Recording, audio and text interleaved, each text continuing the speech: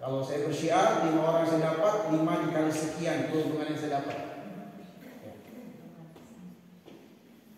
Nah, betul konsekuensi daripada kita bergerak, kita bekerja, kita bersyiar adalah rezeki, betul. Tetapi fasayarallahu amalakum.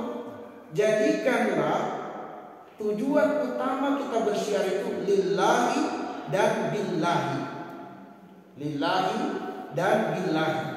Apa perbedaan antara bekerja lillah dan bekerja billah?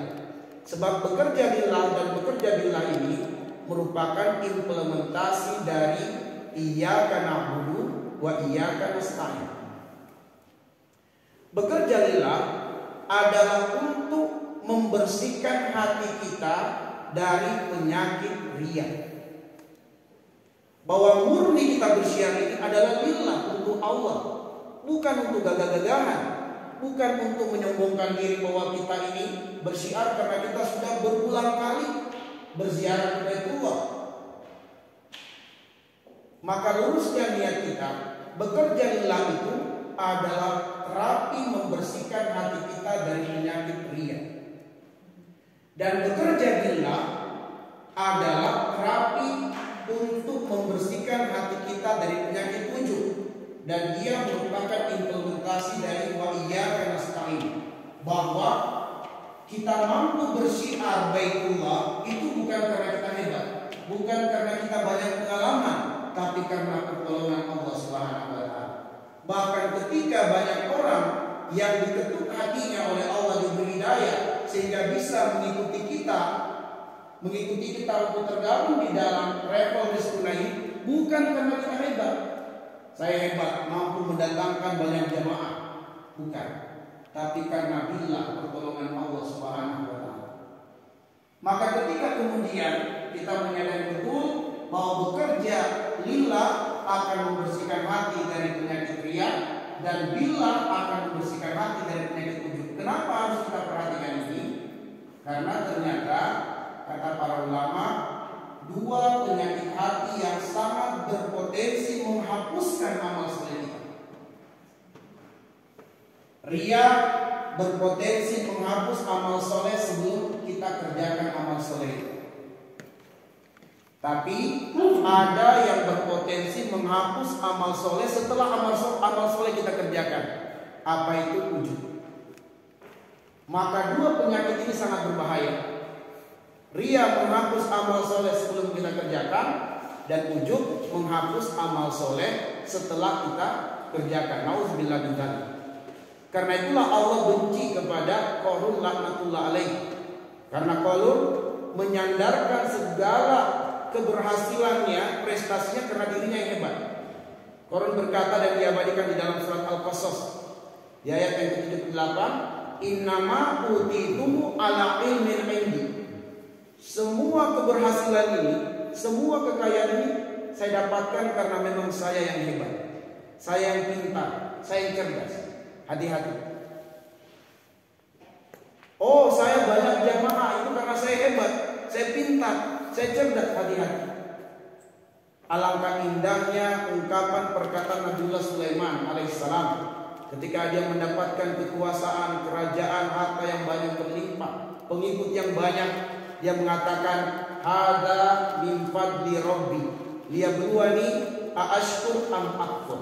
Semua ini karunia dari Allah untuk menguji saya. Pandaikah saya bersyukur ataukah saya malah kufur? Inilah yang kita maksudkan dengan fasayarallahu amalakum, bahwa Allah melihat pekerjaan kalian. Allah melihat pekerjaan kalian. Dan karena itulah kemudian hendaknya kita sadari betul bahwa adab bekerja yang ketiga adalah bekerja lillahi dan billahi. Mari kita melangkah kepada adab yang keempat. Fasayarallahu amalakum wa rasuluhu, bahwa Rasul pun akan menilai dan melihat pekerjaan kalian. Ada dua makna dari Rasul akan melihat dan menilai pekerjaan kalian.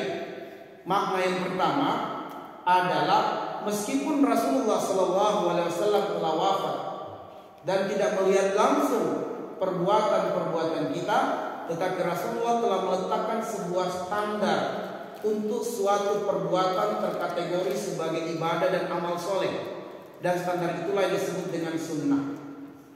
Maka hendaknya kemudian ketika kita bersyiar, kita mengupayakan untuk mengikuti sunnah Nabi di dalam bersyiar. Adapun makna yang kedua adalah bahwa Nabi Shallallahu Alaihi Wasallam akan menjadi saksi di akhirat kelak atas apa yang kita perbuat, bahwa tidak ada alasan kita untuk menyimpang dari sunnah Nabi, karena Nabi telah mengajarkan kepada kita sebelum wafatnya tentang perkara halal dan haram. Al halalu bayyin wal haram bayyin, bainahuma amrun mustabihat. Halal sudah jelas, haram sudah jelas, namun ada syubhat di tengah-tengahnya. Nabi telah menyampaikan ini semua sebelum wafatnya. Maka ketika kemudian kita mengatakan saya tidak tahu sebagai alasan untuk kemudian kita melakukan keburukan-keburukan di dunia, maka Nabi akan menjadi saksi bahwa beliau telah menyampaikan risalah Islam dengan sempurna. Perkara halal telah beliau jelaskan, haram pun telah beliau jelaskan. Bahkan perkara syubhat, campur aduk antara hak dan batil pun Nabi telah uraikan. Nah, berkaitan dengan bekerja menghidupkan atau sesuai dengan sunnah Nabi di dunia ini, diantaranya adalah bekerja secara itkon. Bekerja secara itkon itu artinya bekerja secara profesional. Karena Nabi Shallallahu Alaihi Wasallam bersabda, Innallaha yuhibbu idza amila ahadukum amalan an yutqinahu. Allah suka kepada seorang hamba kalau dia bekerja, dia profesional di dalam kerjanya, dia itkon. Maka salah satu bentuk kita mengikuti sunnah Nabi adalah kita bersyiar dengan profesional, bersyiar dengan terbaik, bersyiar dengan benar-benar kita menguasai hal-hal yang mungkin nanti akan ditanyakan oleh jamaah. Kita ngerti betul paket-paket yang kita tawarkan, tidak menjadi syubhat, paket tidak sesuai dengan realitanya misalnya. Baik, mari kita melangkah kepada adab yang berikutnya, yaitu wal mukminun. Bahkan orang-orang mukmin pun akan melihat, menilai, mengevaluasi apa yang sudah kita kerjakan. Para mujahidun dan mujahidat, para pesyiar kebaitullah, azanillahu wa iyyakum ajmain. Berkaitan dengan ini, bahwa al-insanu yuhkamu bima zahirihi. Seseorang itu dihukumi dan dinilai berdasarkan apa yang nampak darinya.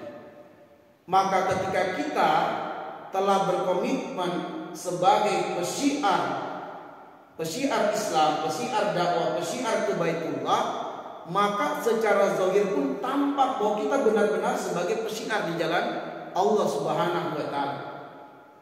Bahwa kita akan melayani jamaah dengan sebaik-baiknya, itu pun tampak. Mulai dari kita berkenalan, mulai dari kita kemudian menyapa, menegur, dan berbagai pelayanan lainnya tampak dan dirasakan oleh jamaah kita. Dia bahagia ketika didampingi oleh kita. Berbagai ketidaktahuannya dan pertanyaan-pertanyaan segera kita jawab, segera kita respon. Sehingga akhirnya mereka menilai.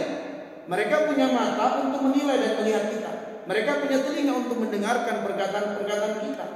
Dan mereka juga akan melihat serangkaian amalia-amalia kita. Jangan sampai kemudian kita selalu berkuar-kuar syiar kebaitullah, tapi kita sendiri melalaikan sholat 5 waktu misalnya. Duh, gimana nih para pesyiar baitullah, waktu sholat mereka nggak sholat.